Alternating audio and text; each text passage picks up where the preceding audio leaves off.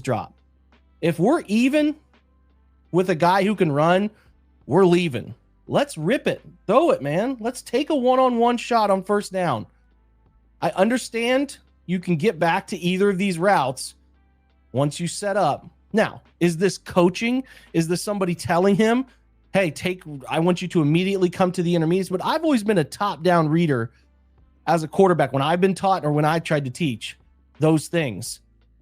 If we are even and leaving outside, let's give it a throw. Boom, step up, gather, and throw it. We can come back down. The problem for me is I don't even know if he ever looks at it. They set this up with the earlier short motion look. So this is building off of a run play you ran earlier, and it works. Everything works. But I think Dylan, based on, Bond is way out here. So his helmet stripe, which is telling us where his eyes are, would need to be this direction. And I don't think he ever, maybe right here he does.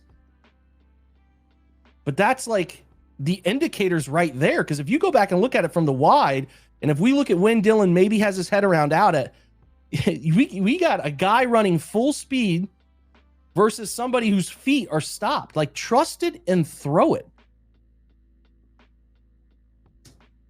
We're coming off of it way too soon.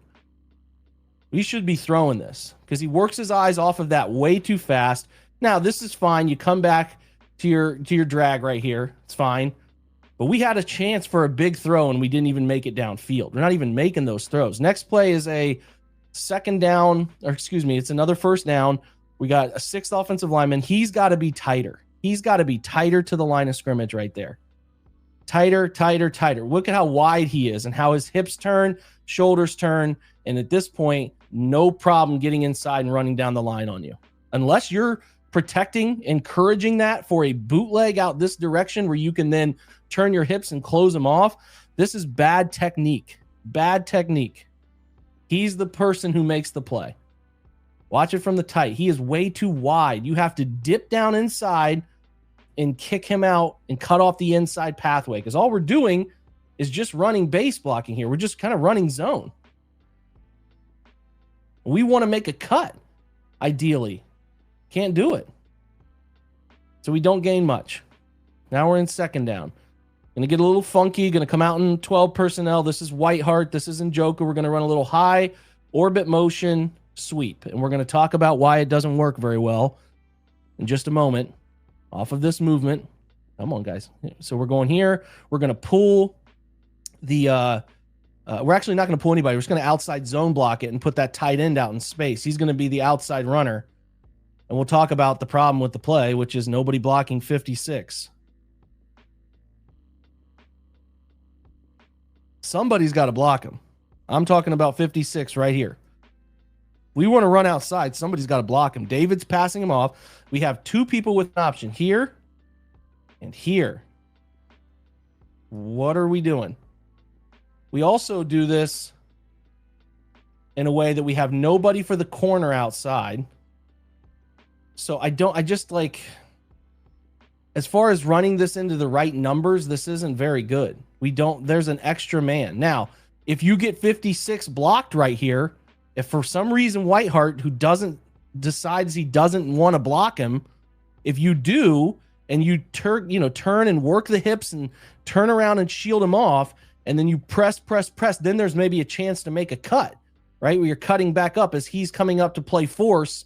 You're cutting off of David's block, but just letting him go is a choice because there's a lot of space. Nobody else is over here pursuing that. You could see how you can make a cut on that. It's a 2-yard gain. Would love for that to be more. The back is offset. Just running snag or spot, whatever you want to call it. I really don't like this concept into the short side. It just doesn't work as well as you hope it's going to work. So you have, again, if numbers are right and he's flowing and he's soft squatting and he's over the top, the front side answers are not great. The back is covered.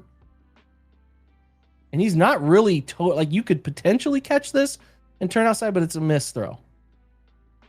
It's a missed throw. But the margin for error is so tight in there.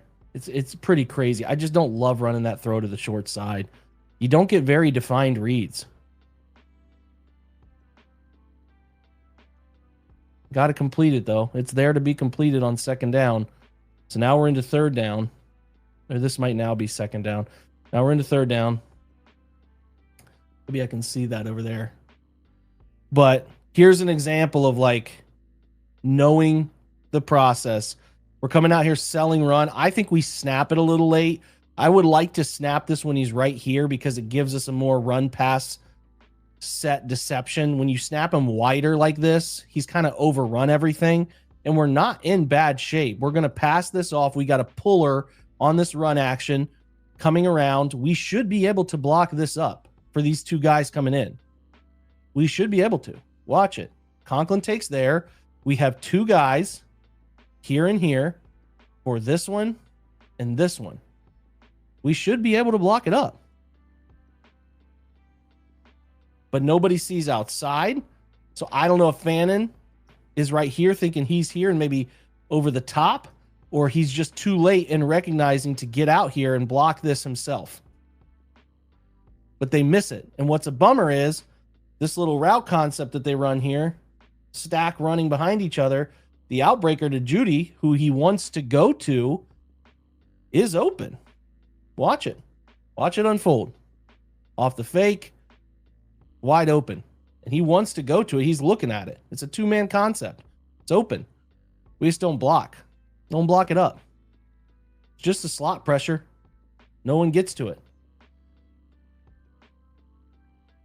No one gets to it. Third and long. Or maybe this now, actually, that was third down, and now we're getting into a new series. I need to double check.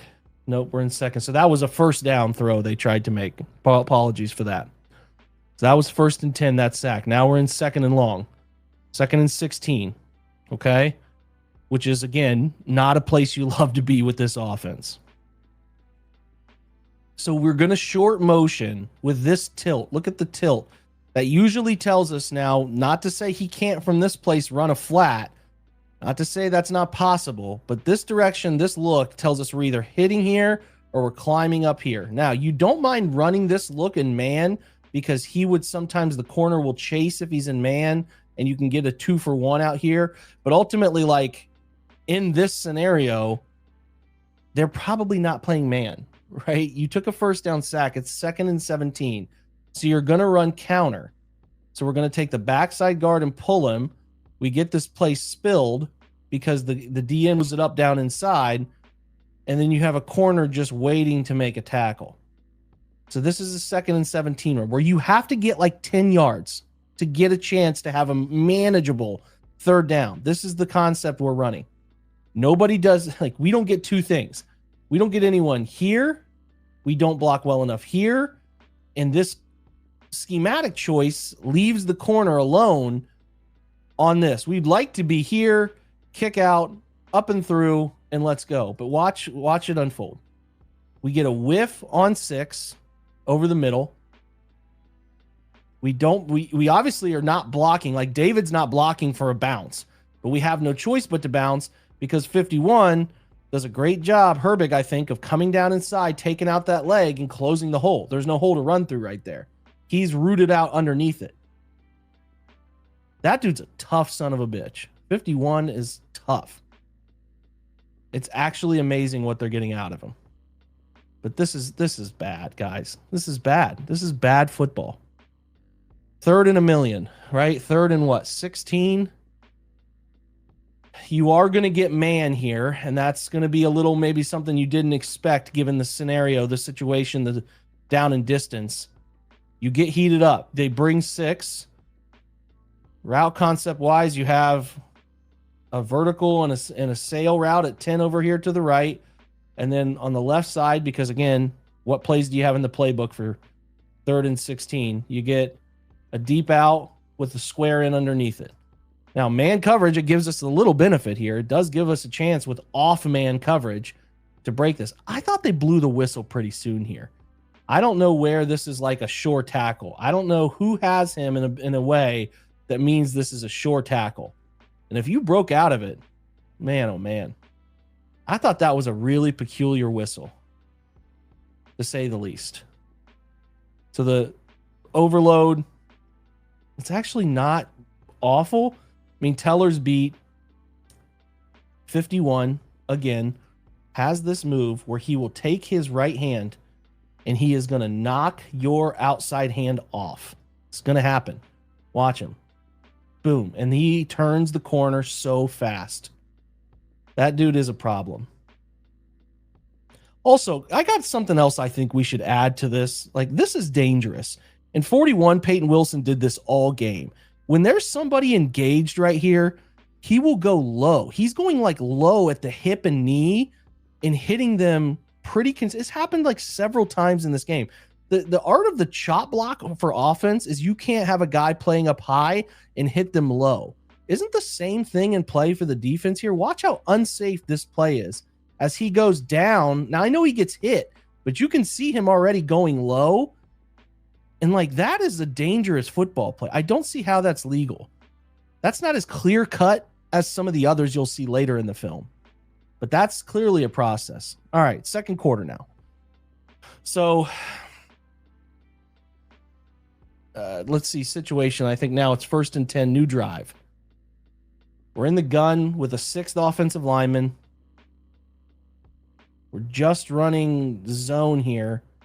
And I think we get confused as the center here. Like, just because it's zone doesn't mean you can't get vertical displacement. We're not just standing here stalling these guys. You can't get very much vertical run when you're getting guys who are just owning you at the line of scrimmage. Like, look how far everyone else is downfield driving people. And this is just in the way of making a clean read. You got to get more vertical displacement if you want to be a good zone running team. We're back in the gun. We're doing it out of 12 personnel, but actually I think this is an extra offensive lineman again right here. So we're 2 straight plays, 2nd and 7, extra offensive lineman looking to run pin pull. Let's watch it. And you're going to see something that keeps coming up on film. It just keeps coming up. There, a little too fast. So we're going to pull the center guard. Here, block down, right? Block down, something like that. Let's see how it unfolds. Everybody's in a pretty good spot. The problem is schematically, who's blocking this guy? That's what we got to be asking. There's 2 problem players. Who's blocking this? Who's blocking this? Now, problem here is I don't think Fannin is ass kicker enough to handle Watt one-on-one. It's a difficult challenge.